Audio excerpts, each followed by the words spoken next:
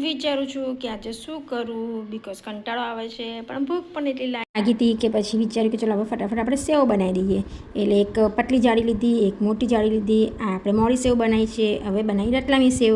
તો બસ તડકામાં ગરમીમાં પંખા વગર તપતા સેવ બનાવી દીધી. મોડી સેવ નિકુંજને ભાવે છે અને રતલામી સેવ મને ભાવે છે. એટલે હું ને પ્રિન્સુ રતલામી સેવમાં એકચ્યુઅલી લીંબુ અને ચાટ મસાલો નાખીને ખાઈએ છીએ. પછી એ કામ પત્યું એટલે યાદ આવ્યું કે કપડાં ફોલ્ડ કરવાના બાકી છે, કારણ કે કબાટ બહુ જ મેસી થઈ ગયું હતું. અને પ્રિન્સુ મારો બોલતો હતો, મમ્મા કપડાં મારા મળતા નથી, કેવી રીતે મૂકું છું, બ્લા બ્લા બ્લા. એટલે પછી બસ આજે કબાટ સરખું કરી નાખ્યું કે પ્રિન્સુ માસી ત્યાંથી આવે ત્યાં સુધી એનું કબાટ ગોઠવી દઉં, જોડે મારું ગોઠવી દઉં, કારણ કે મારા જ વધારે કપડાં હોય છે. એટલે બધા બિચારા પ્રિયાંશના ઢંકાઈ ગયા હતા. એટલે મેં ફટાફટ કબાટ ગોઠવી કાઢ્યું અને થોડી ઝલક જોઈ લઈએ કે પ્રિયાંશભાઈએ શું કર્યું ત્યાં.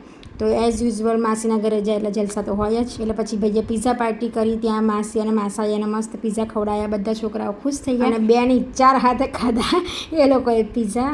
બસ જલસા પડી ગયો. પિઝા હોય, કોલ્ડ ડ્રિંક હોય, જોડે માસીનું ઘર હોય, છોકરાઓ હોય એટલે પછી છોકરાઓનું બીજું શું જોઈએ, બાકી જોડે ફ્રેન્ચ ફ્રાઈઝનો ચટકો હોય. તો આયુષ, માનસી, પર્વા, આરવ અને માસી ગીતાકી જોડે એ ભાઈને બહુ મજા આવી ગઈ કે મમ્મીએ પણ યાદ જ ના આવી. એટલે સરસ ભાઈ માસીના ઘેર જાય એટલે પ્રિયાંશને તો જલસા જ હોય છે. ફેમિલી સાથે ટાઈમ સ્પેન્ડ કરવાની અલગ જ મજા હોય છે. પિઝા જોઈને તો બધા તૂટી જ પડ્યા. ભાઈચારા ગયા બાજુમાં. પહેલાં પિઝા ખાઈ લો, પેટ ભરી લો.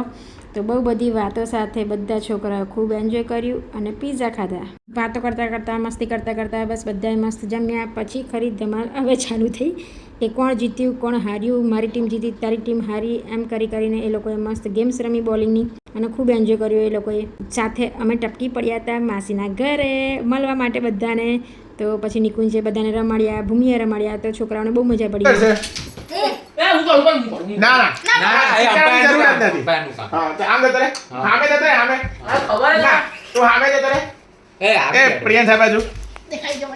ના બસ ચલો, કોણ બોલાનું પહેલું નક્કી કરો. હા ચાલો અહીંથી શરૂ કરીએ, બરાબર? ચાલ બોલ. બીજો નંબર દત્તા. ચોથો નંબર ચાલો. પહેલો નંબર ત્રીજો. ડબલમાં નહીં, સિંગલમાં રમવાનું. પણ પહેલો, બીજો, પછી ત્રીજો, ચોથો એ ને પછી એમાં જે જીતે એ સામે. હવે ફાઇનલ મેચ છે, અમ્પાયર નવા આયા છે. 15 પોઈન્ટની છે. એ બાકી હતી 11 બાની હતી જો અમ્પાયર આયા. બાકી હતી અમ્પાયર લાસ્ટ મેચ ના નવા હતા. હું પહેલાની વાત થઈ ગઈ છે બાર. એ ચાલતું ના. સચિન સર અર્જુન તેંડુલકર ની સેવાના હતા. 0-0 શું છે? રીમેચ છે ને? આ ફાઇનલ મેચ છે. ફાઇનલ મેચ રીમેચ ની રીમેચ છે, રી સિરીઝ જે ફાઇનલ જીતશે ને આ એ વિનર. એ હવે આગળ જઈએ. 3 પોઈન્ટ આગળ તમારો. એવું ના એવું જો જો અમ્પાયર આ ભલે ક્રિકેટ જોતી રહી તો ભલે ઉમારે માટે ધ્યાન પકડો. જો એ ખાસ ના આવે પણ વાંધો નહીં. ફાસ્ટ ગયા અને તમે ફાસ્ટ છો. હા તો ક્રિકેટમાં બતાવો.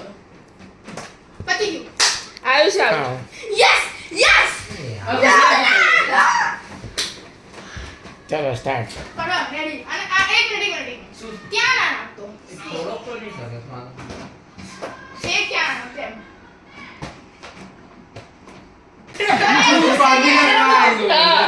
ઓવર કોન્ફિડન્સ હોય. આપ્યા બોલિંગ વન.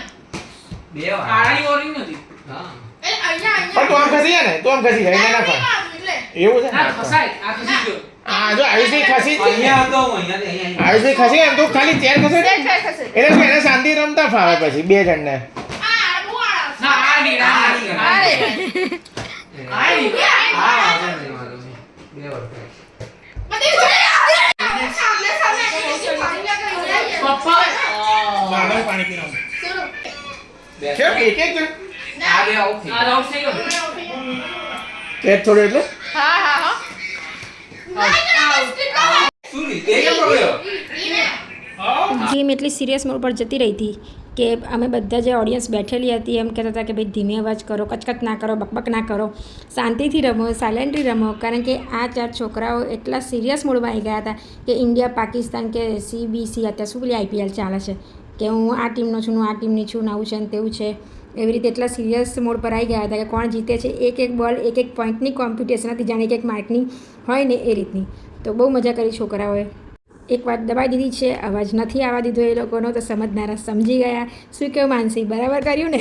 Top secret. માનસીની વાતને માન આપીને આપણે સિક્રેટ જ રહેવા દઈશું. અમ્પાયરનો ફેસલો હતો કે ટીમ બી જીતી ગઈ છે, એટલે છોકરાઓ ખુશ થઈ ગયા અને કૂદવા લાગ્યા. ટીમ એ થોડી નિરાશ થઈ ગઈ છે, તો ખુશ થઈ ગયા, ચીલ આઉટ કર્યું. આ લોકો જો બાકી ડાન્સ કરે છે, ખુશ થઈ ગયા કે ઓહો અમે ટીમ એને હરાવી દીધી. અને પછી માસાએ બેસાડી દીધા છોકરાઓને શાંતિથી પત્તા રમવા માટે, કારણ કે બખારો બહુ વધી ગયો હતો એટલા માટે. તો જોઈએ છે હવે શું રમે છે. 420 કંઈક રમવાના હતા અને હજુ પણ આ લોકોની વાતો પૂરી નથી થતી. કોણ કેમ હાર્યું, કયા બોલથી હાર્યું એ ડિસ્કશન તો હજુ ચાલુ જ છે પત્તા રમતા પણ. અને પછી છોકરાઓએ રમી ચેસ. ચેમ્પિયન હોય સામે આયુષ જેવો, એટલે આ 3 તો કે ને પ્યાદા કહેવાય આયુષ સામે. પણ મજા આવી આયુષ જોડે ચેસ રમવાનો મોકો મળ્યો, ચેસ શીખવા મળ્યું, એટલે છોકરાઓને બહુ મજા આવી. બાકી આ તો ધુરંધર છે ચેસનો એવું કહેવાય. તો છોકરાઓને બાકી બહુ મજા આવી. પછી લેટ નાઇટ મૂવી જોયું અને જોતાં સૂઈ ગયા. મળીએ નવા બ્લોગમાં નવા દિવસે પાછું. ટિલ દેન જય શ્રી કૃષ્ણ, જય શ્રી રામ. खुशी की प्यारी दुनिया को अपनी फैमिली का हिस्सा बनाएं एंड सब्सक्राइब एंड लाइक करें।